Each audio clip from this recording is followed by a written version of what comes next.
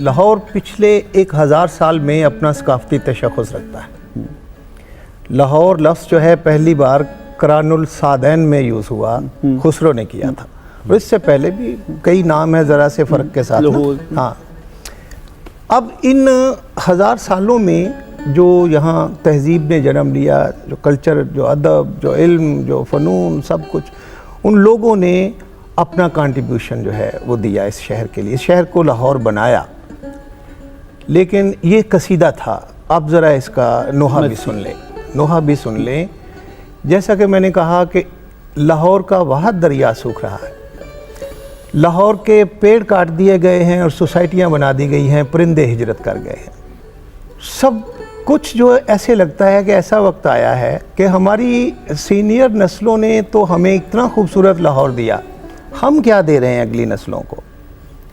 نہ اب کوئی سینما نظر آتا ہے، سینما ہال خوراک کے اڈوں میں بدل رہے ہیں.